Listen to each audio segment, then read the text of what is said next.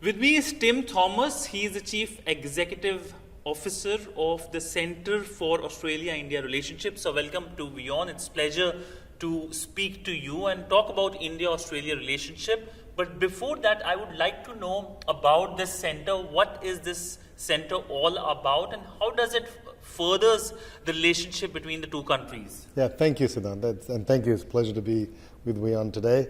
Yeah, the centre is a very bold and exciting addition, I would say, to the architecture of the Australia-India relationship. Its fundamental reason for being is to support the transformation of the economic relationship between Australia and India, built on mutual understanding and deep people-to-people ties. It is, I would say, a unique investment amongst India's economic partners for the Australian government to make this very I would say bespoke investment to uplift the relationship between Australia and India. Mm-hmm. So primary focus is investment and of course the people-to-people relationship.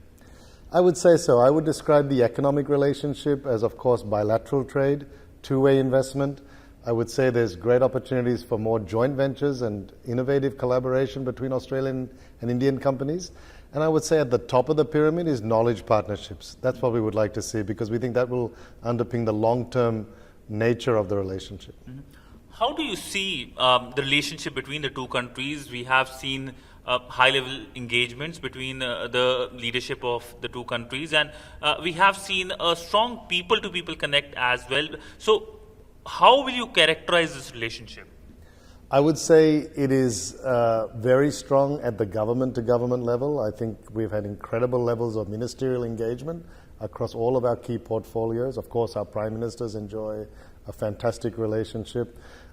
We have a very, I would say, intimate strategic relationship, including when our foreign ministers and defense ministers get together on a regular basis. So I would say that is going very well. I would say the Indian diaspora in Australia play a key part in the people-to-people relationship. There's great trust and familiarity in the relationship. What I would like to see more of is that relationship be transferred into more industry outcomes and more growth in the economic relationship. Mm-hmm. Growth in the economic relationship. What kind of practical outcomes your centre is looking at in terms of furthering India-Australia relationship?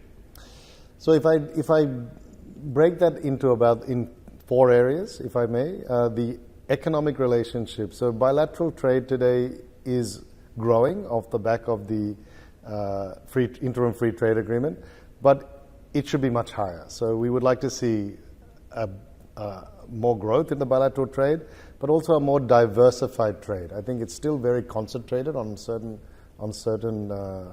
goods and services. I would say the other area is, of course, on the public understanding. What is the community understanding of India to Australia, and our Australian community's understanding of what's happening in India? So that's a second area where I think there's great opportunity for improvement.